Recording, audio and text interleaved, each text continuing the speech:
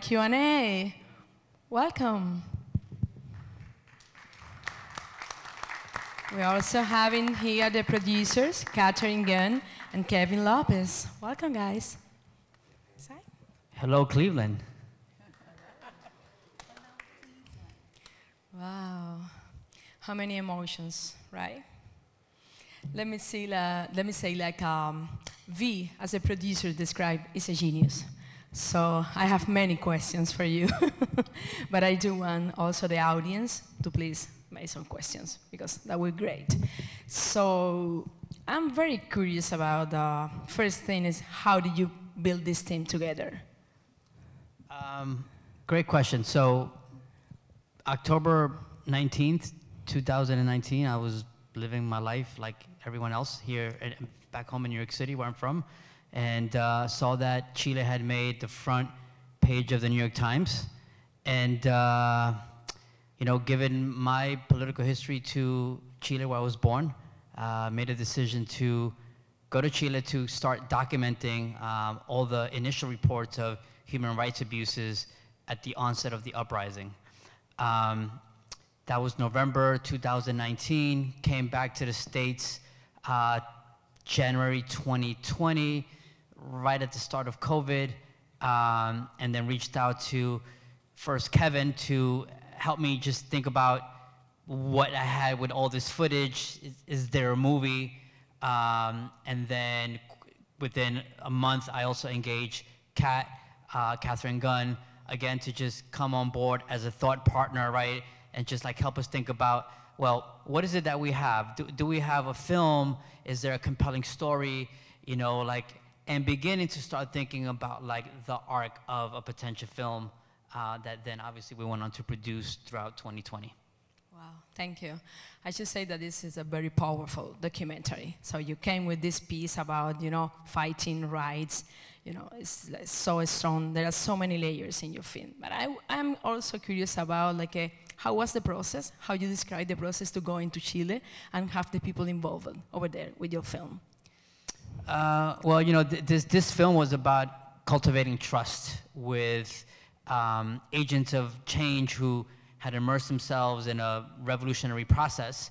So, you know, one of the things that was made very clear to me when I got to Chile was that elected officials and traditional news media were not going to be allowed into the spaces that the sort of like the uprising was creating for its people. So part of that was just spending a lot of time off camera, just building with people, getting to know them, getting a sense of who they were. And my motto as a director producer was very simple. I want to make this film to one day be in a place like this, to share it with other people outside of Chile. Most of us know that in 2020, the former president of this country was, you know, sucking up all the oxygen out of every potential news story in the world, right? So it's very hard to hear about important stories in North America, let alone things that were happening, you know, in Latin America and other parts of the world. So I think that for me, it was cultivation of trust, building that over time, and then taking out a camera and beginning to like document things throughout the process. The story unfolded before me. We knew that there was going to be a vote, a constitutional vote at some point. So we just kind of like knew that was going to be the end. So from like January 2020 to October 2020, we just allowed the story to come to us. Oh, interesting. I want to ask, how do you find Angie and Felipe? You know, because the dedication, you know, of this couple, the work that they did for the community, how hard they fight. It's like quite something. It's a fight for life. So how do you find it? So I have to like acknowledge the Chilean political exile community that left, had to leave Chile in the 1970s and 80s. And when the uprising began, you know, I reached out to that community that lives in New York and lives in Europe, and they pointed me in the direction of a human rights legal organization called CODEPU, who had been the first organization to hit the streets to start defending and protecting people that had been abused by police. So when I got to Chile in November 2019, I get to Codepo, and one of the attorneys there, Male Santana, who is one of the characters, a secondary character you see in the film, she's the attorney. She's the one that said, hey, I'm representing this guy named Felipe, who recently was out in a protest, got shot in the eye. And that's how I met Felipe. Like, that interview that we did was him being home maybe 3 days after he was released from the hospital. And so it was through the attorneys that we met Felipe. And then Angie, we met through a friend of ours who was active in the movement. And then he mentioned there's a woman who has assumed like a leadership role on the front line. And that's how we got to Angie. But again, like, before we put cameras on Angie and Felipe, there were conversations that were had, you know, in December You want to share some? Huh? Do you want to share a little bit more? I mean, like, for me, like, like production work, it's me on a hill at night in a big cipher, and people just asking me like really hard questions, like, why do you want to do this? Who are you? What's your political interest, right? Is there like a monetary interest? Why do you want to tell the story? And me just sharing what I share with you folks here is that, you know, the story needed to get out. It was an important story in the history of Latin America, and we know that, you know, the West will suppress anything that feels akin to like revolution, because it will upset and destabilize, right, the neoliberal model that exists across Latin America that keeps a lot of democracies in bondage, right, to Europe and North America, right? And we need to be clear about that, right? That this is a movement against neoliberalism. This is a movement against like a hyper-capitalism, right, that, you know, keeps the resources in the 1%. So in Chile, pretty much folks are aware of that, and they wanted to ask me where I fell within that equation that I just mentioned, right? So a lot of like interesting conversations, tough conversations to build trust. Well, thank you. My last question is going to be for the producers here, and then they will be open for the audience. So I know, you know, it's very hard to make a film. I'm gonna ask, you know, like, I know there are like so many challenges in producing, but do you want to describe some of the hardest challenges with this project? Like those moments that really like, wow. Well, first I would say that we were all producers. The Vee also produced, and I think as a director-producer myself, it's really important to acknowledge the role of the director-producer, that you're carrying and holding a lot of the challenge. I think what was really beautiful about our team was the ability to bring in some real input on narrative, and one of the things that drew me to this film was the physical relationship of the activists, and that the ocular trauma that Felipe experienced, which was a real part of that war on the people of Chile, was this challenge to their eyesight. And that Cami, who we haven't talked about yet, who was our sort of third main character, really occupied a physical role as the person who had been, if anyone in the US saw anything from Chile from the uprising in the beginning, it was a photograph of Cami. It was her after being riddled with bullets, 7 or 8 bullet shots, and she's being dragged by the police. And by the end of the movie, as you all just saw, she embodies the physical hope and the dream of a future, and she's having a baby. And to me, that is the important arc of the story. That's why I'm a part of it. It's that ability of Vee and Kevin to both see that as the core of a story, and where you take the most intimate, the most personal, the most micro level, and you make it the most macro, the most universal, something that represents the country and the change and the hope. And I think as producers, it is an ability to try to see that and then to support the director to make that come true. Yeah, I echo that entirely. Thank you, Kat. Thank you, Vee. It was an absolute pleasure to work with these two incredible geniuses, and I have to say that, in a nutshell, you know, I had the opportunity to tell a story as an American, as a New Yorker, to tell the story of our native lands, you know, and it's our responsibility in many ways to help tell that story when they can't tell the story, or where they don't have the resources to tell the story themselves. And you know, it was an honor for Vee and us and Kat to have the opportunity to tell this unique story. So I feel like we're a part of history in many ways, and as filmmakers, you know, it is our fiduciary obligation to tell the most honest and sincere story, and I think we really accomplished that, so thank you. Thank you. You did a great, you know, a very powerful film. So there is question for the audience. Don't be shy. Yeah, go ahead.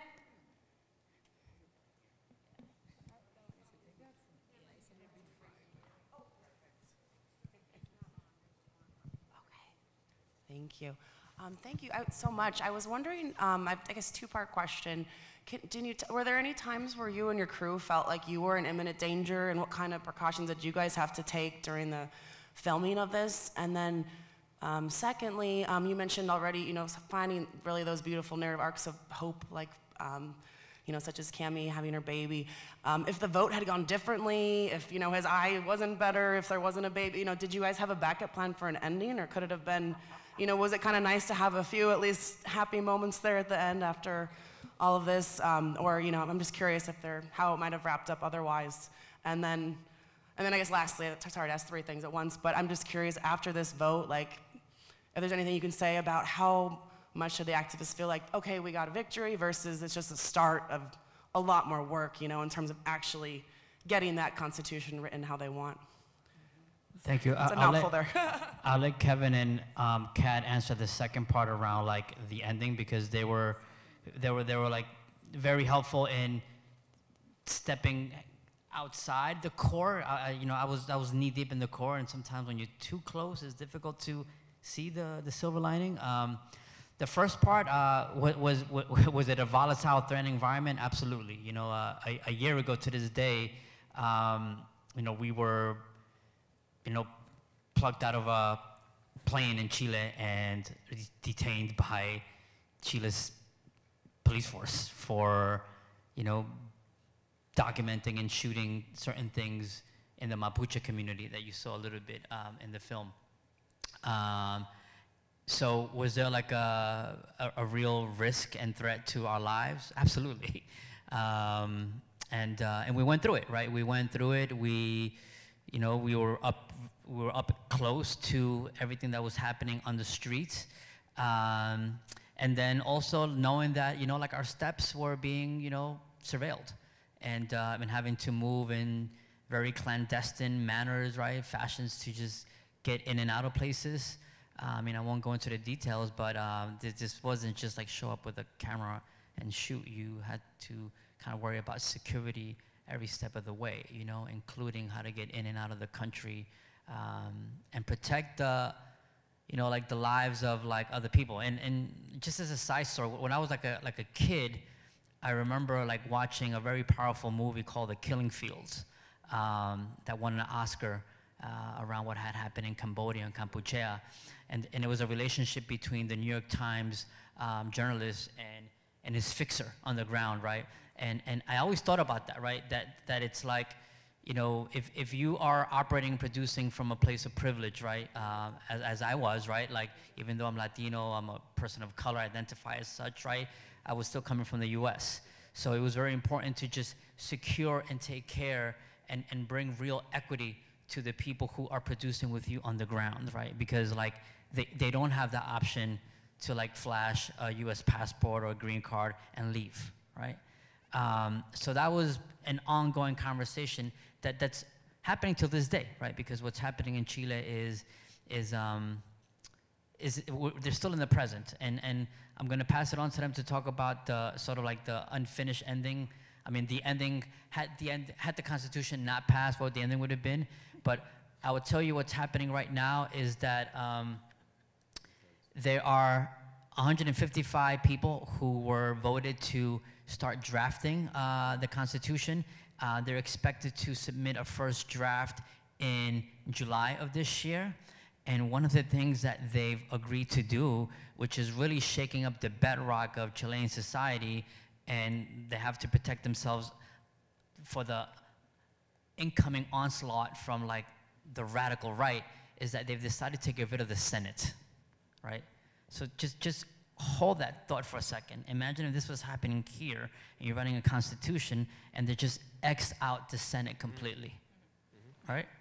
That is what's happening in Chile right now, right? Like at that level for a country of 20 million people, right? So people are aware that like, although we have a win in the Constitution, and they've elected a president, right, who is center-left, right, there's still 45% of the people actually opted not to have this Constitution and also voted for a right-wing president that never got elected. So we are expecting that there will be more agent provocateurs. People are preparing themselves for a potentially soft coup d'etat that might be happening, right? And I just came from Chile like this morning, so I tell you that like I was there for 2 weeks. It feels optimistic, but yet it feels tense. I was going to make one small quip, which was just that also that they committed with the writing of the new Constitution that it be at least 50% women who work on it, which sounds like a no-brainer, right? Like, we hold up half the sky, we get to write half the Constitution. It doesn't happen anywhere else in the world. So there are these places of hope, but you can talk about what would have happened if it didn't pass. Well, you know, the beauty of it is that we didn't know what was going to happen, right? We were making the film in real time, documenting life unfold. And we trusted Vee, and we tried to provide him with the resources that he needed to go out there into the battlefield to tell the story. And there's a blind faith in the process of filmmaking. And I couldn't have done this film without these two like incredible artists to tell the story, to like really find a slice of life in history. And we told the story. We captured a moment in history in South America that would have never been told if we didn't make it. So as an educator myself, thanks to these incredible human beings and the artists and the folks that are in the film, this is now part of history. We captured it. Journalists, filmmakers, artists, that's our responsibility, because if it's not for us, they're not going to tell the story. So that's it. Thank you. Well, that's beautiful. Yeah. Thank you guys for the opportunity to show your film here in Cleveland. We are so grateful. There is another question from the audience? Okay. Yeah. Go ahead, please. Absolutely. There is another one in the back.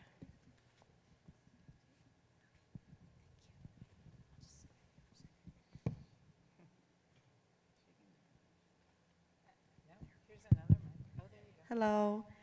Hi.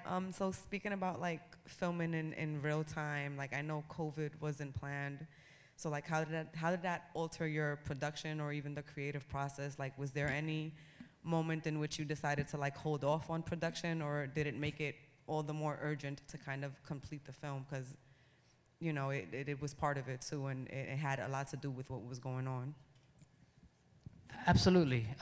Instead of like running away from COVID as an element, we decided to work with COVID because COVID very much influenced and impacted what was happening on the ground. So we kept shooting throughout the pandemic, and then we continued to travel. So moments when I wasn't able to be there, we had a crew that was on the ground, and by that point they were shadowing the main characters because they had also developed like a level of trust with them.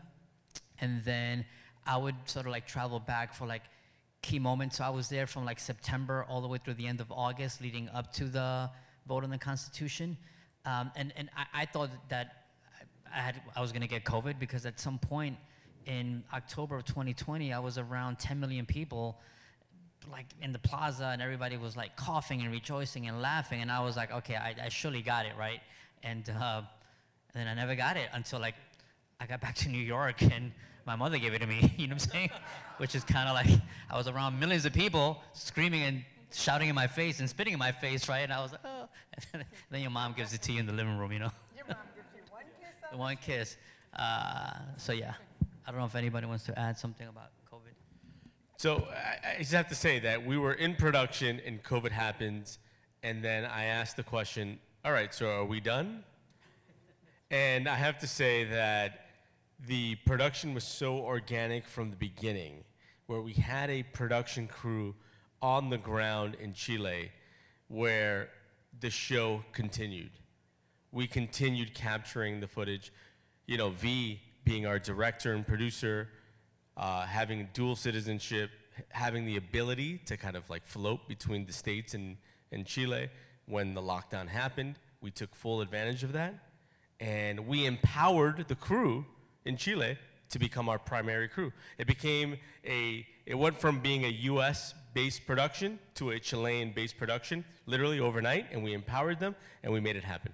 And from New York, I got to produce this from my kitchen during the lockdown with my 10 kids at home. I probably will never have this opportunity again, and it was incredible. I must say that this film, what you saw, like, was produced in 14 months. That's how long, like, from start to finish. The one thing I would say about COVID, I love that question, because do we talk about COVID like it's a thing that happened for a second, and do we try to pretend it's not there? You know, there's all this media that's timeless, that's being made with no masks, and like, you know, what I love about the film is that there was already this thematic visual approach, which had to do with following from behind. And you would see people from behind going into battle on the front lines. You would see people from behind walking when he has the T-shirt of the bleeding eye. And I just was so grateful that there was that shot of Felipe walking from behind in the quiet square in the plaza, and then turning around and he had a mask on, and everyone knows what that means. Everyone in the whole world knows what that means. And so we didn't have to say, oh, and then we lived through COVID, because COVID is still and wasn't the same everywhere. And what it, you know, like we don't, COVID is so more, you know, elusive. But the fact that we were documenting in this time, we never shied away from the actual time, which meant that we didn't lose to the erasure of reality. We didn't lose to the erasure of a people or of an era or of a year. We actually absorbed that without making it the dominant feature of the film. And so as a documentarian, I love this film because I feel like it's really true to time and place. Hi, thank you so much for showing the intimacy of personal bravery. I thought it was just incredible. But I wanted to ask particularly about how the work and the leaders around reproductive justice emerged, and how that became such an integral part of what you shared, and sort of its place relative to all of the other issues that animated the uprising, how you saw that. Excellent question.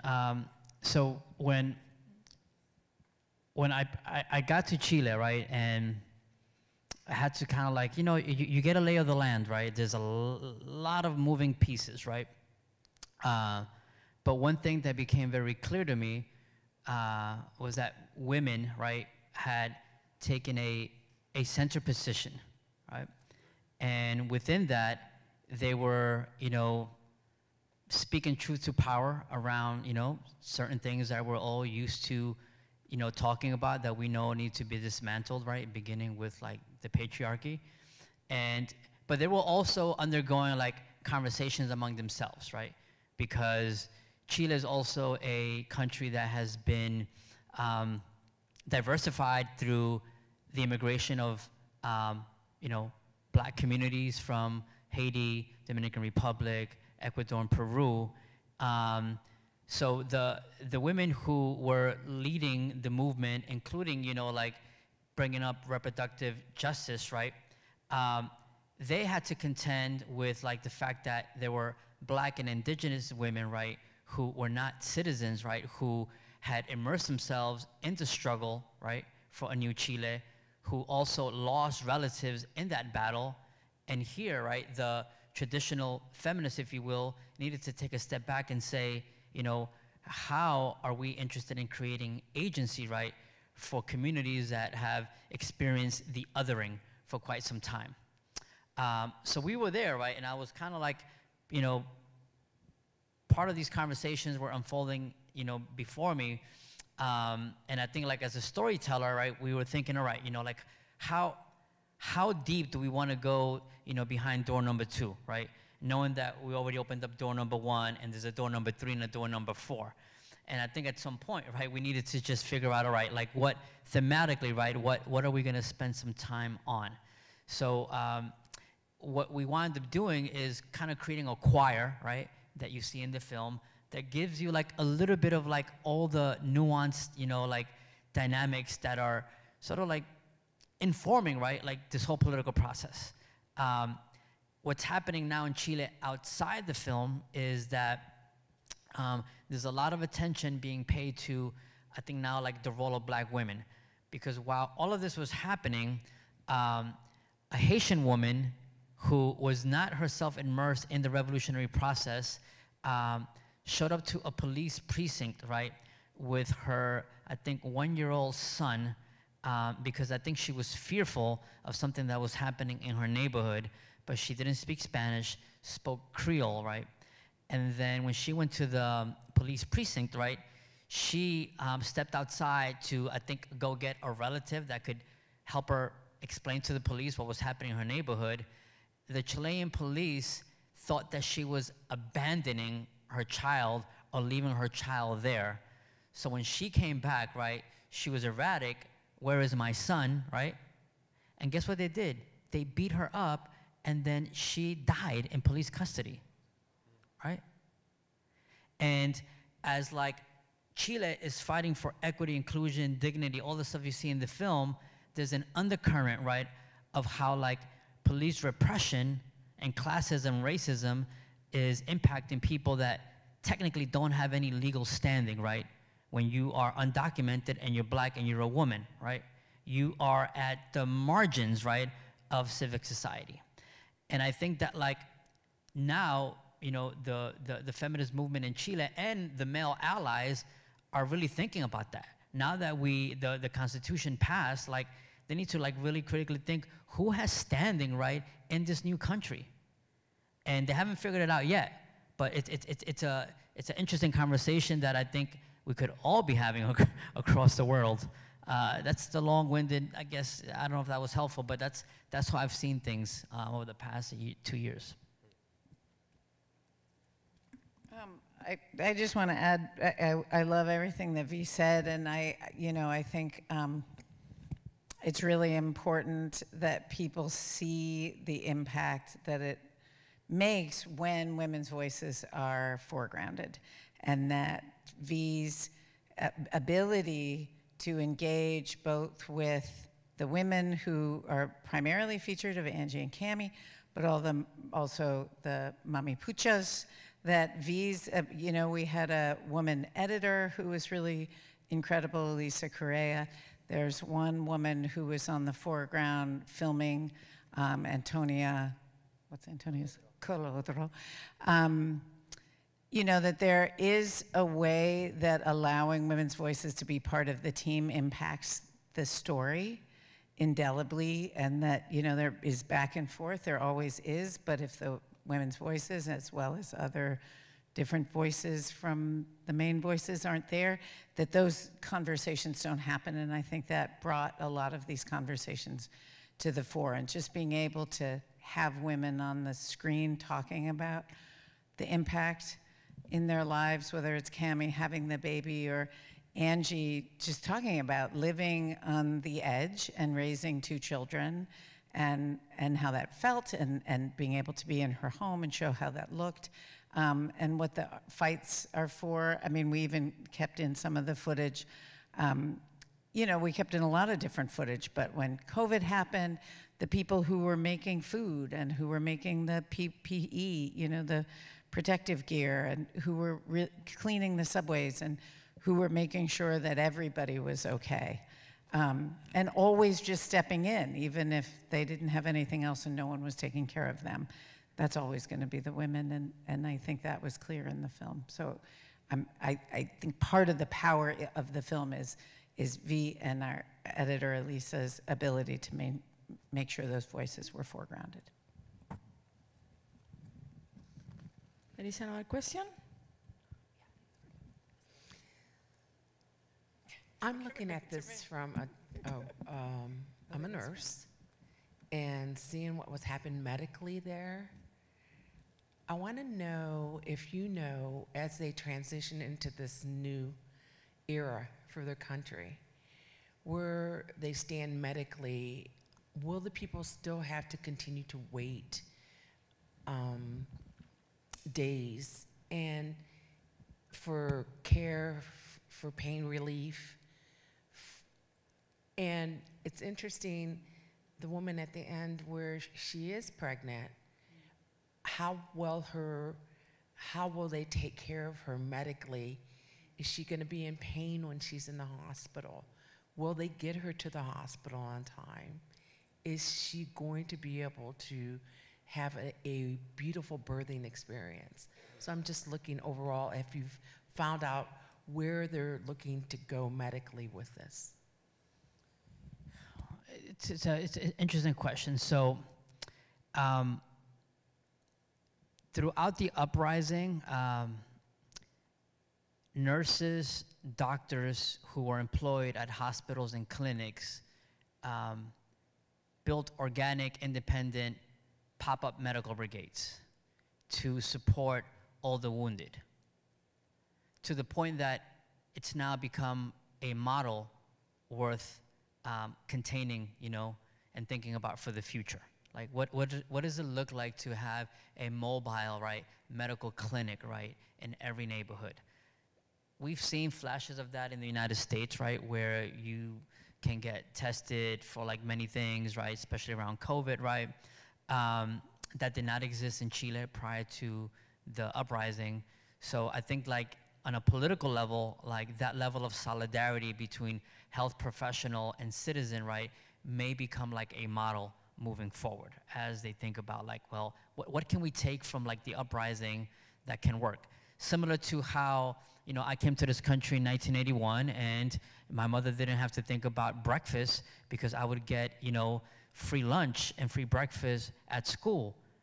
As I found out later, that came out of like the Black Panthers and the Young Lords with the free breakfast programs that they initiated in the early 70s, right? So something that maybe 30 years ago was radical and on the fringe, right? 30 years later becomes part of the social safety net, right? So we think that things like that will be part of like Chile's safety net in the future. Having said all this, right, like, it's only been a year. So, and they just elected a progressive, quote unquote, president. So nothing has really changed within the medical industry. Like, Cami did not have a dignified birth. She was not treated like as a heroine. She was not treated as a vanguard for the people. She had to kind of like do it just like everyone else and out of pocket, right? So Felipe, the state has not given him any financial resources, right, to kind of like take care of himself and not just get, you know, like a prosthetic eye, but just like the mental health counseling that he needs to continue to be a single father, a parent of 2 children, right, who has to then reinvent and reimagine himself in a new Chilean society that doesn't exist. People still have to like wait on long lines, right, to receive health care. People cannot still afford health care, right? So none of those things have changed. I think people are living with the prospect of change. And we'll see, you know, how long they're willing to like wait, right? And that's the critical thing right now, like, you know, and the pressure on an incoming administration to like deliver, right? And they're not gonna wait 2 to 3 years, right? Like they're probably gonna hold them accountable like ASAP. So that's what I can share with you. Like Chile needs more mental health practitioners. I was just talking to Kevin and Kat earlier around like this whole movement hasn't had time to like digest, pause, reflect, right? Like learn how to heal. It's just happening too quick, right? Constitution, within 6 months, elections for like a president, right? First draft, due this July, right? And no political prisoners have been freed. There's still like over like 2,000 people in jail, right? Like the president, Gabriel Boric, would not be president today without people fighting on the streets. And we're still waiting for amnesty. So it's tense. It's very tense over there right now. There is one more, so we do have time for one more. Okay, should we wrap up? Okay, thank you, Vee and Kevin and Catherine for making this film is so raw, so honest, so powerful and necessary. Thank you, folks. And thank you for being here tonight.